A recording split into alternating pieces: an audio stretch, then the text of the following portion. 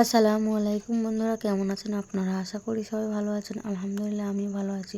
আবার একটি নতুন ভিডিও নিয়ে আপনাদের সঙ্গে চলে এসেছি মিজানুর রহমান আজারির ওয়াজ।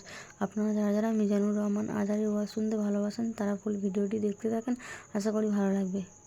বিশ্বনবী হাসান হুসাইনকে সব সময় দেখতে যেতেন, হাসান হুসাইনের সাথে খেলা করতেন।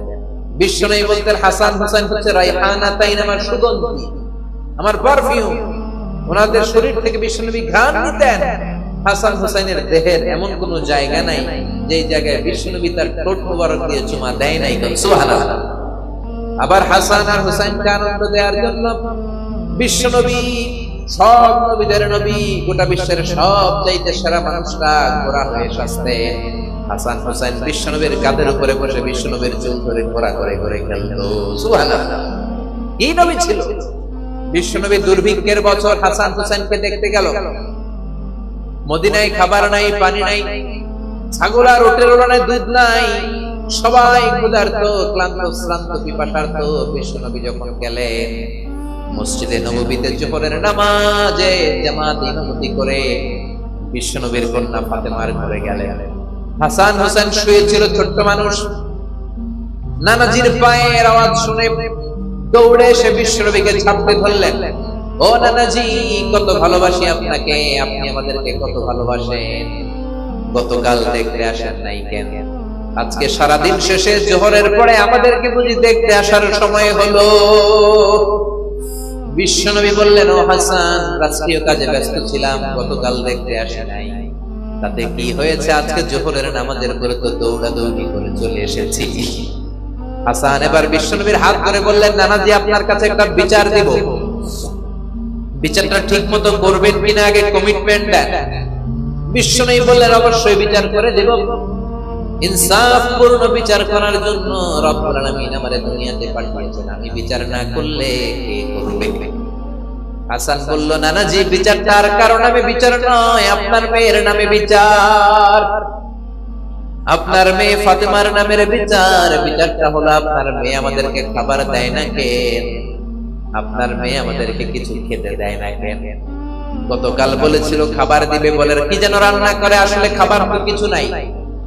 চুলার মধ্যে পাতিল দিয়ে পাতিলের মধ্যে পানি ঢেলে পানির ধোঁয়া উড়ায়, ছোট্ট দুইটা বাচ্চাকে দুধ দিয়ে ঘুম পাড়ায়। হাসান আর হোসেন বলল, নানাজি, গতকাল আমাদেরকে বললো খাবার দিবে, ঘুমিয়ে যাও, ঘুম থেকে উঠলে খাবার দিব, ঘুমালাম। রাত্রে বেলায় খেতে খেতে খাবার চাইলাম, আপনার মেয়ে খাবার দেয় নাই। আবার বললো ঘুমিয়ে যাও, সকালে দিব, আমরা দুই ভাই ঘুমিয়ে গেলাম। সকালবেলা খাবার চাইলাম, খাবার দেয় নাই। আবার ঘুম পাড়ালো, আবার খাবার চাইলাম, খাবার দেয় নাই। আমরা তো সহ্য করতে পারি না নানাজি, আমরা ছোট্ট দুইটা মাসুম বাচ্চা, আর সহ্য হয় না ক্ষুধার জ্বালা। আপনি বিচার করেন, আপনি একটা সুরাহা করেন, আপনি আপনার নিজের মেয়ের বিচার করেন। কেন আপনার মেয়ে ফাতেমা আমাদের সাথে এমন করে? কেন ফাতেমা আমাদেরকে খাবার দেয় না? বিশ্বনবীর মুখ দিয়ে কোনো কথা বেরোয় না, ধা ধা করে শুধু বিশ্বনবী চোখের পানি ছাড়েন। বিশ্বনবী হুসাইনকে ডেকে বললেন, ও হুসাইন, কাছে আয়। কাছে আসার পরে বিশ্বনবী ওনার সামদেশের জুব্বাটা উপরের দিকে তুললেন। বিশ্বনবী হুসাইনকে ডেকে বললেন, হুসাইন রে, নজর করে দেখ, আমার পেটের মধ্যে 3টা পাথর বাঁধা।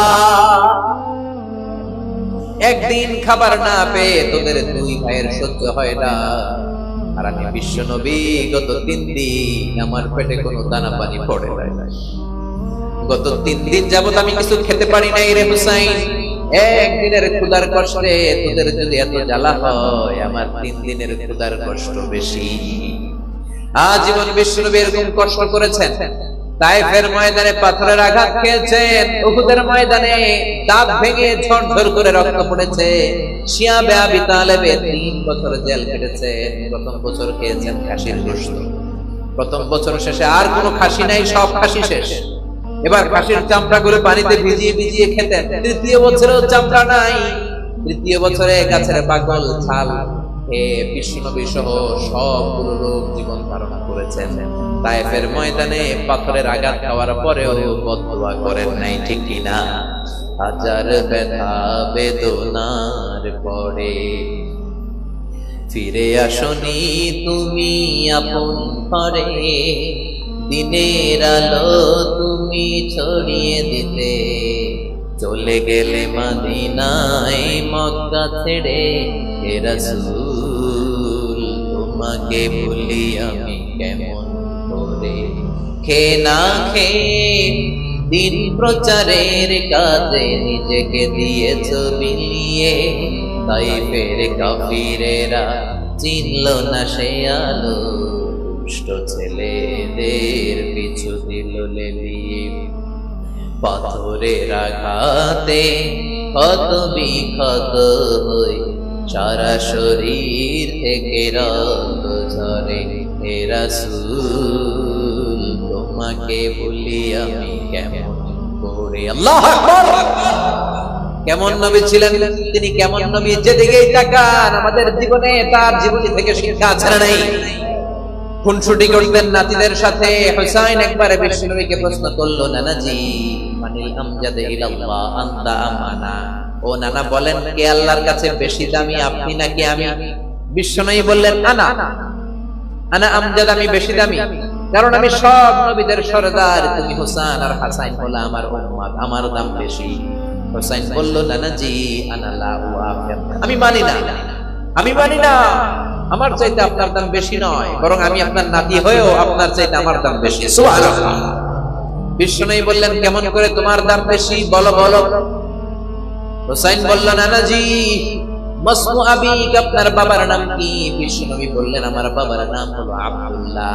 হুসাইন বলে, খালি আব্দুল্লাহ, লাইসা ক্বাবলাহু ওয়ালা বা'দাহু শাই, খালি আব্দুল্লাহ, আপনার বাবার নামের আগে কোনো টাইটেল নাই, পরেও কোনো টাইটেল নাই। আমার আব্বার নাম আপনি জানেন নাকি?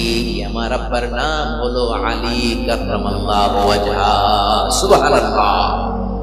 আপনার আব্বা, আমার বাবা হলো শেরে খোদা, দুনিয়ার সব কাফেরদের জন্য আমার বাবারে বাগ বানিয়ে পাঠিয়েছে কে? আমার বাবা বিশ্ব নবীর মেয়ের জামাই, আপনার আব্বা আব্দুল্লাহ কি কোন নবীর মেয়ের জামাই নাকি? বিশ্ব নবীর মুখ দিয়ে কথা বের হয় না। হুসাইন আবার প্রশ্ন করলেন, নানা বলেন তো মাসমু উম্মি, হোয়াটস ইউর মাদারস নেম, আপনার মায়ের নাম কি? কি নাম বলেন? তোরা দেখে যা আমিনা মায়ের কোলে, মধু পূর্ণিমারি সেথা চাঁদ দোলে, যেন উষার কোলে রাঙা রঙি দোলে। তোরা দেখে যা আমিনা মায়ের কোলে, কুল মখলুকে আজি ধ্বনি উঠে কে লই, কালেমা শাহাদাতের বাণী ফুটে কে লই, পড়ে দুরুদ ফেরেশতা বেহেশতের কোলে। তোরা দেখে যা আমিনা মায়ের কোলে। আল্লাহু আকবার। বিশ্বনবী বললেন, হুসাইন আমার মায়ের নাম হলো আমিনা। হুসাইন বলে, আপনার মায়ের নাম আমিনা হয়েছে তো কি হয়েছে? আমার মায়ের নাম আপনি জানেন নাকি? আমার মায়ের নাম কিন্তু ফাতেমা। সুবহানাল্লাহ কইবেন না? সাইয়্যিদাতু নিসাই আহলিল জান্নাত, জান্নাতে যত রমণীরা যাবে সবার সর্দারিনী আমার মা হলো বিশ্বনবীর কলিজার টুকরা। বিশ্বনবী বলতেন, ফাতিমা তু বিদউম মিন্নি, ফাতেমা আমার কলিজার টুকরা। যে ফাতেমারে কষ্ট দেয় সেজন্য আমারে কষ্ট দেয়, যে ফাতেমারে আনন্দ দেয় সেজন্য আমি নবীরে আনন্দ দেয়। কই আপনার আম্মা আমিনা, কই আমার আম্মা ফাতিমা? এবার বলেন তো নানাজি, আপনার নানির নাম কি? কি নাম জানেন? বাররা, বাররা বিনতে আব্দুল উজ্জা। হুসাইন বলল, নানা আপনার নানির নাম বাররা তো কেউ জানে না, আমার নানির নাম জানে না এরকম কেউ নাই। আমার নানির নাম হলো খাদিজাতুল কুবরা তাহেরা।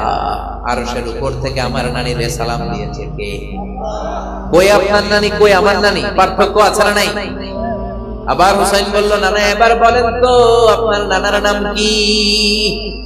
বিশ্বনবী বললেন, আমার নানার নাম হলো ওয়াহাব ইবনে আব্দে মানাফ।